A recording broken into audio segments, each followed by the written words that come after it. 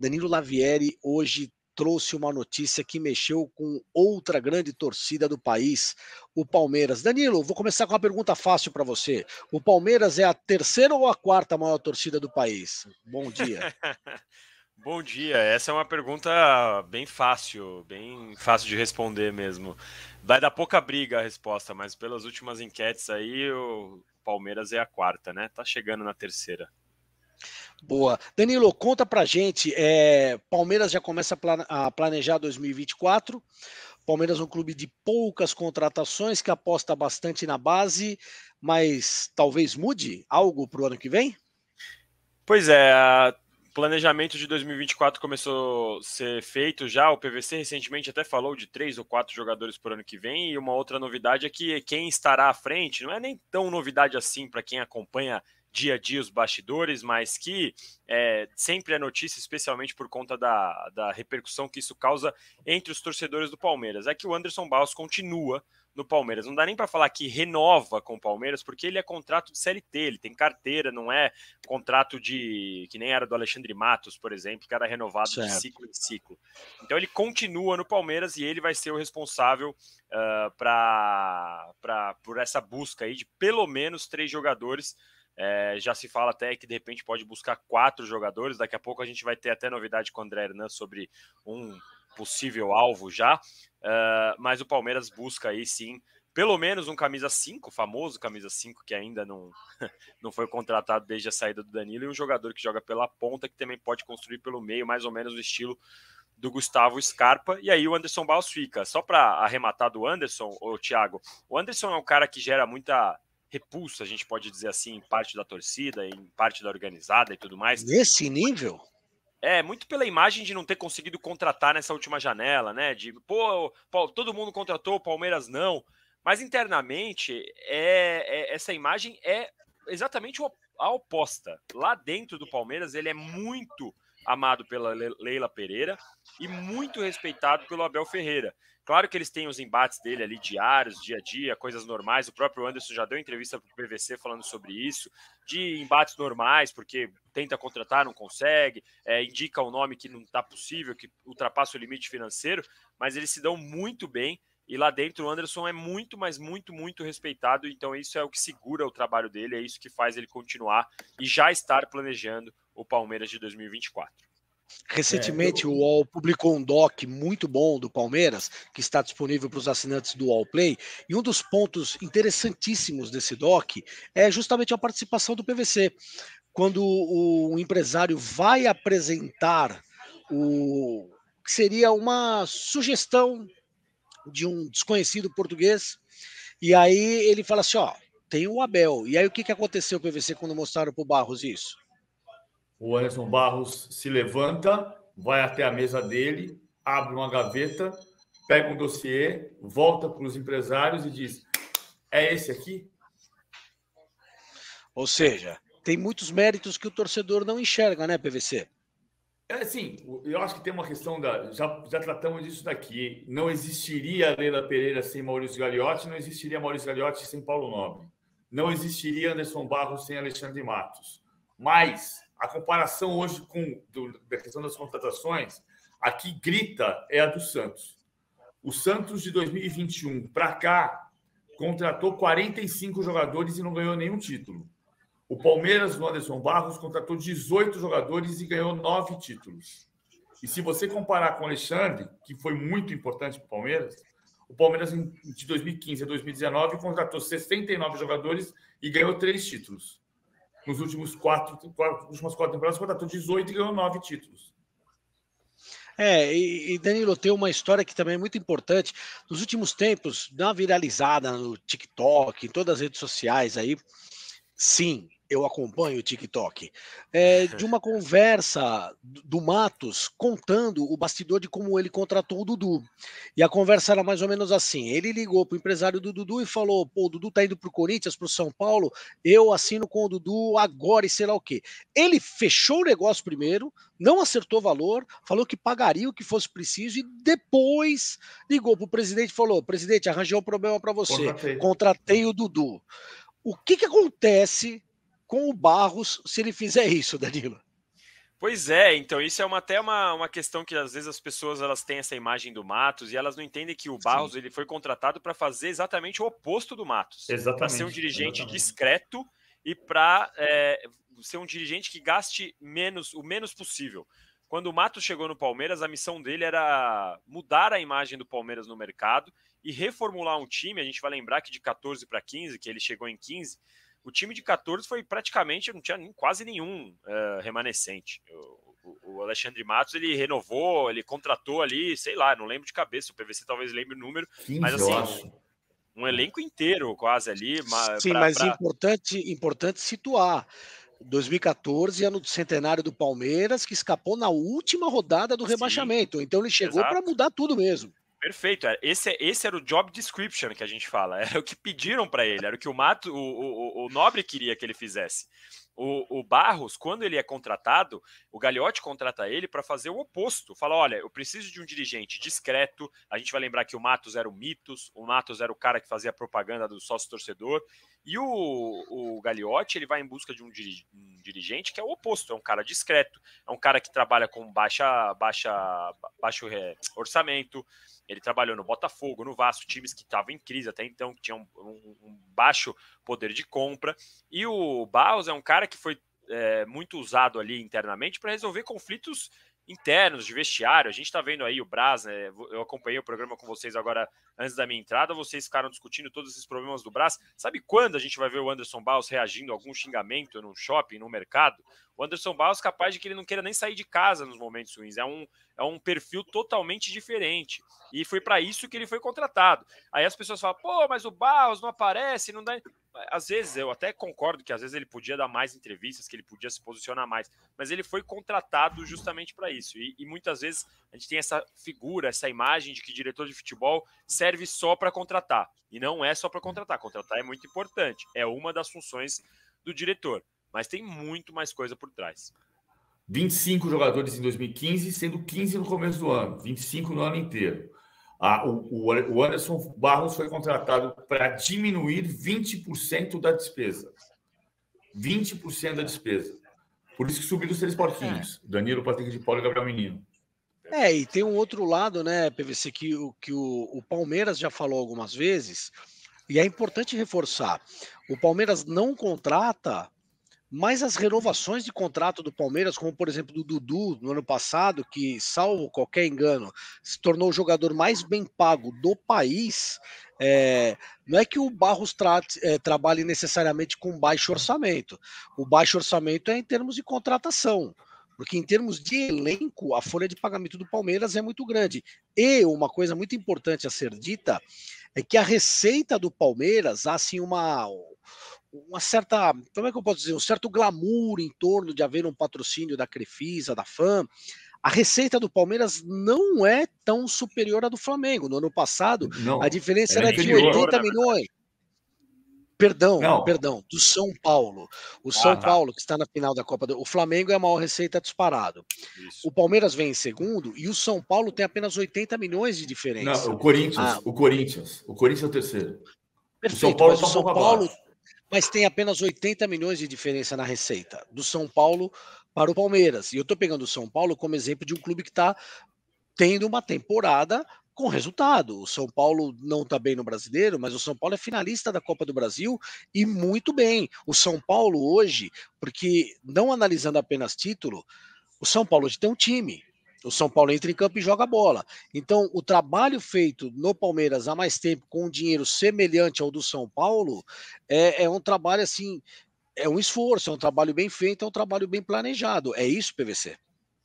Eu acho que a diferença do São Paulo é um pouco maior. O São Paulo faturou 657 milhões de reais no ano passado. Então a diferença de 80 para o Corinthians, eu me confundi, peço perdão. É para o Corinthians. É bem apertado.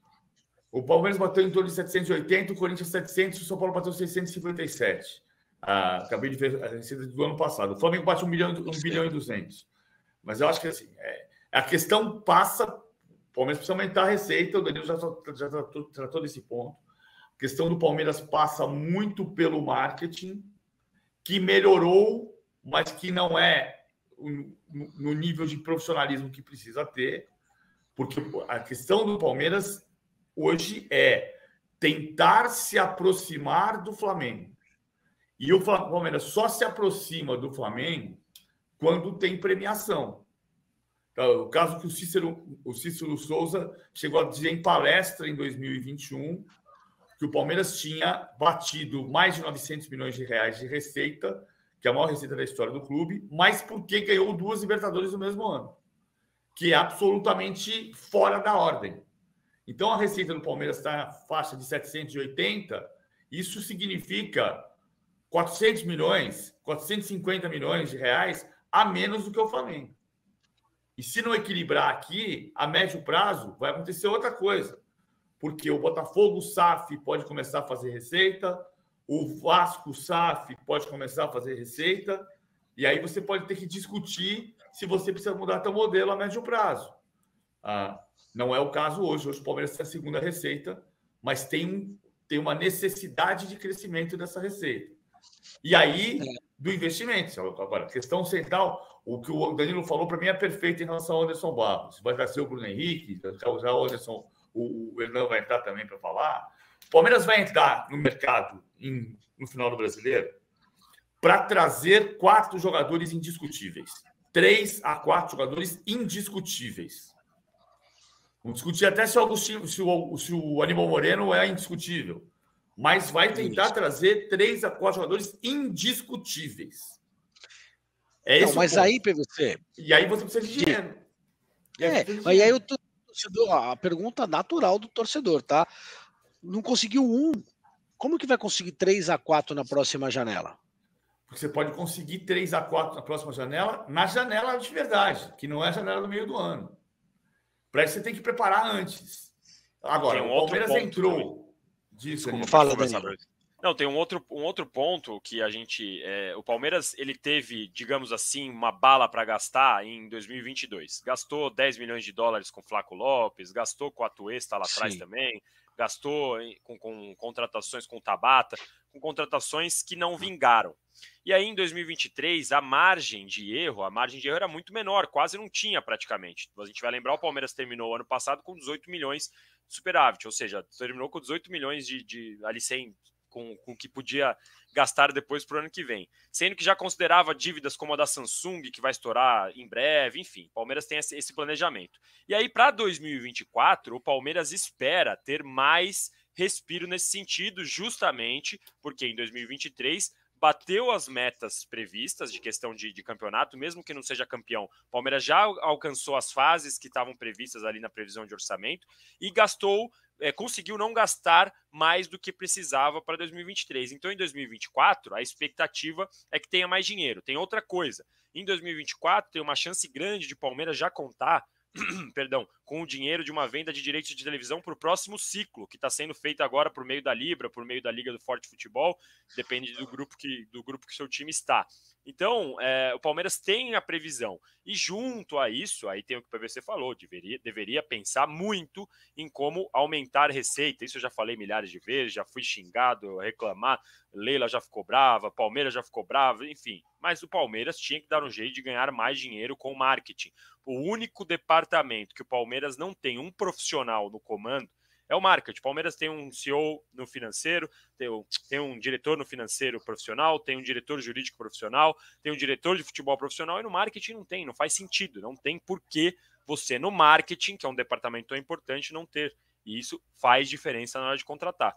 Então, por conta disso, o Palmeiras espera ter um poder de compra maior. Outro exemplo é a dívida da Crefisa, por exemplo, que terminou dezembro de 22 com 68, agora em julho bateu 43, e a expectativa é chegar bem próxima do zero, se é que não zerar já neste fim de ano. Mas aí eu me lembro do Roque Cittadini, que aliás, parabéns para ele, foi homenageado no último final de semana por completar, sabe o que, PVC? 50 anos como associado do Corinthians. O Roque Cittadini, ele falava, brincando ali nos anos 90, o Barcelona não vive de vender chaveirinho. Pegando essa história do marketing, Danilo, o Palmeiras tem o maior clube, o maior plano de sócios torcedores do país, correto? Eu acho que ainda não sei em números São atualizados. Mas 160, 180 mil.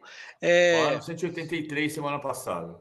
Então, que é o que vai causar o problema da venda dos ingressos contra o Boca Juniors, porque você tem 41 mil lugares. Sim, aí eu te faço a pergunta, para provocar mesmo, não tá bom o marketing?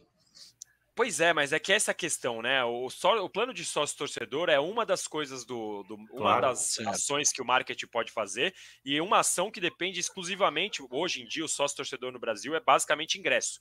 A gente vai comparar com o plano de sócio-torcedor em outros lugares do mundo, é uma piada que o sócio-torcedor é do Brasil. E aí não só do Palmeiras, tá? Isso, o sócio-torcedor em geral no Brasil depende exclusivamente de ingresso. E a gente vai ver essa discussão de 180 mil, só que tem 40 mil lugares no Allianz Parque, e olhe lá, né? Porque nem todos esses ingressos, na verdade, o Palmeiras consegue vender bem menos do que os 40 mil ingressos que tem à disposição no Allianz Parque.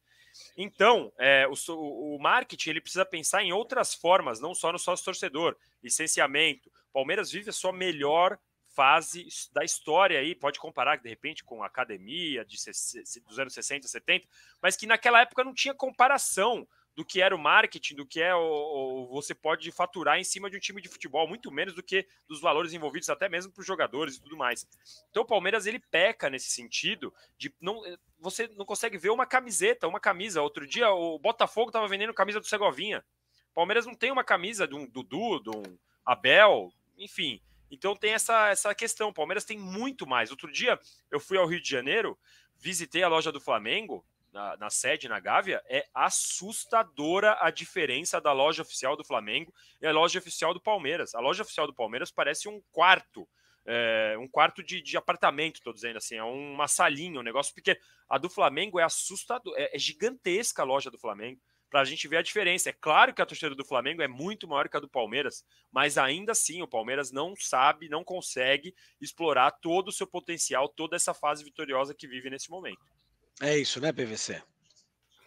Inclusive a questão da proximidade que está se desenhando de Palmeiras e São Paulo para o Palmeiras voltar a ser a terceira torcida do Brasil. As pesquisas indicam um aperto gigantesco. Muita gente diz que se fizer a pesquisa no interior do país, o Palmeiras estaria à frente do São Paulo. O Palmeiras é a segunda torcida do estado, mas perde para o São Paulo por causa da capital, da região metropolitana de São Paulo. São Paulo é a segunda torcida da cidade de São Paulo, indiscutivelmente. O Palmeiras é a segunda torcida se você considerar o interior de São Paulo.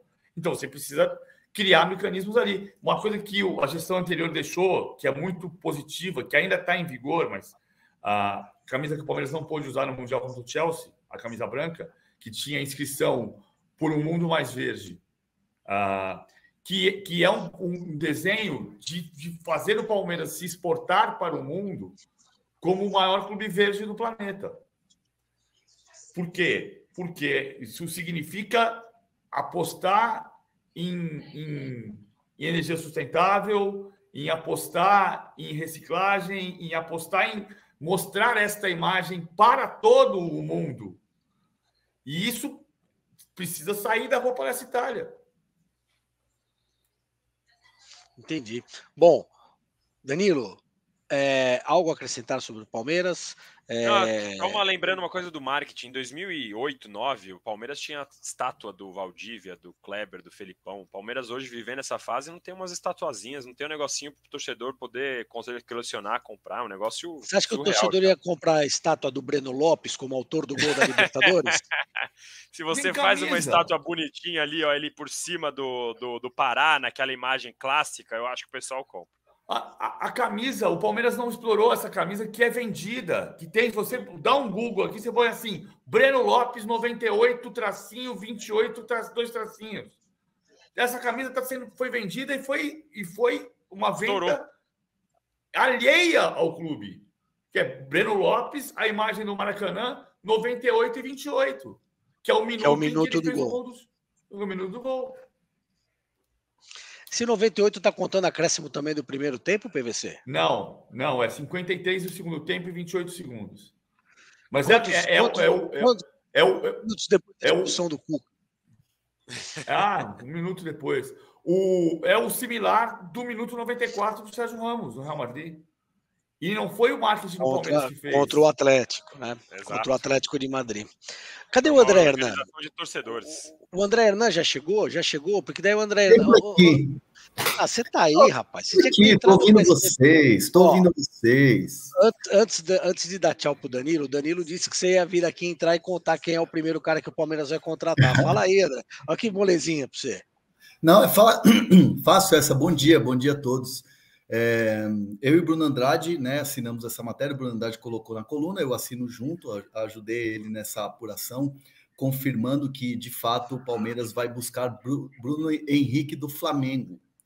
A ideia é fazer uma oferta, tá acompanhando a questão desse desdobramento, né, que o contrato do Bruno Henrique termina no final do ano, ainda não há uma renovação encaminhada, as conversas estão acontecendo, né, o Flamengo prioriza a renovação do Bruno Henrique, o Bruno Henrique, claro, também tem toda uma história no Flamengo, de conquistas e tudo mais, mas como um profissional, houve quem vem atrás, e existem vários clubes monitorando essa situação do Bruno Henrique de renovação de contrato com o Flamengo, né? A gente trouxe aqui, inclusive, no UOL, o São Paulo como um dos interessados, mas fontes do São Paulo me dizem que, claro, vão observar como observam qualquer grande jogador que possa estar livre no mercado, mas que é muito difícil. O papo interno entre os dirigentes do São Paulo é algo muito difícil, diferente do Palmeiras, que tem uma possibilidade financeira muito maior.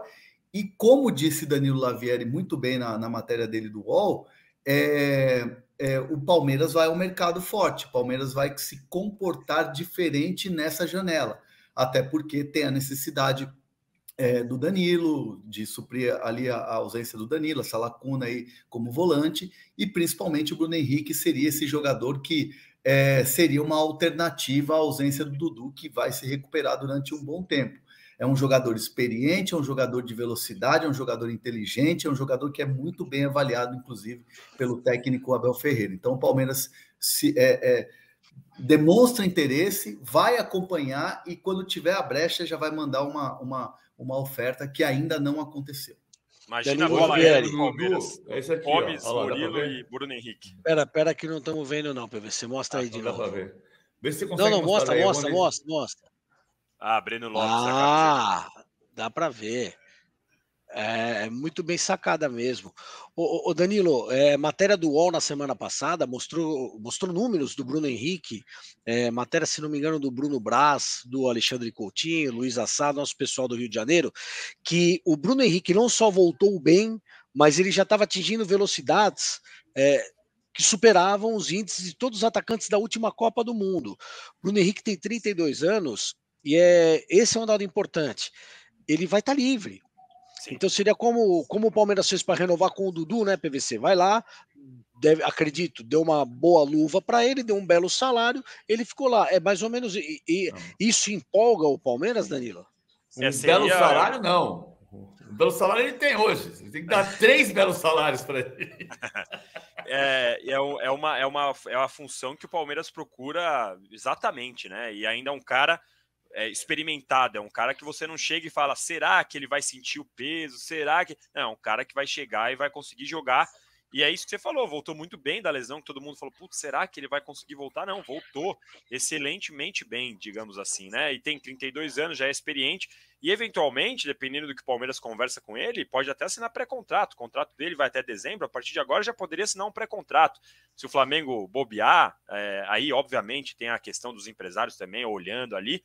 Palmeiras, se o Flamengo bobear, amanhã sai a notícia, assinou pré-contrato e aí adeus, não tem mais o que fazer. Porque o Palmeiras, quando tentou pegar alguém do Flamengo, foi o Pedro. O Flamengo não só disse não, como pediu o Everton em troca e mais um caminhão de dinheiro. PVC, quando o Jairzinho, filho do Jair, furacão da Copa, foi técnico do Santos, perguntaram para ele sobre o Bruno Henrique, que as pessoas estavam conhecendo melhor na época. Ele disse assim, esse é o jogador que salva emprego de técnico. Ainda é, PVC? Mano. São Paulo está aí por causa do jogo do Botafogo. Boa, PVC. Por isso que você é ótimo, PVC. Você raciocina rápido demais. Bom, estou sentindo que o PVC aprovaria a contratação do Bruno Henrique para qualquer clube hoje em dia. Eu acho clube que que não vai vai disputar sair para valer.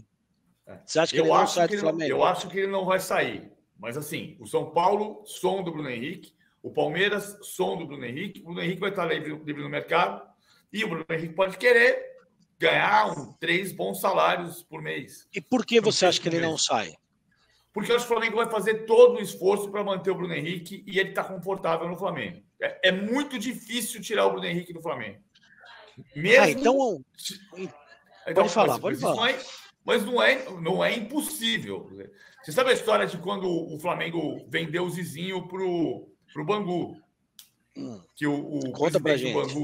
O presidente do Bangu, Guilherme da Silveira, nos anos 40, 1944, o Zizinho tinha sido campeão pelo Flamengo, tricampeão pelo Flamengo, e o presidente do Flamengo se chamava Dario Melo Pinto. Era assim mesmo que ele chamava. E o presidente do Bangu era o Guilherme da Silveira. E o Guilherme da Silveira sempre foi tomar um café com o presidente do Flamengo e disse: qual é o preço do Zizinho? Aí ele diz: não, o Zizinho não está à venda. Todo jogador tem um preço. Não, todo jogador tem um preço. Põe um preço. Aí o Dario deu o preço.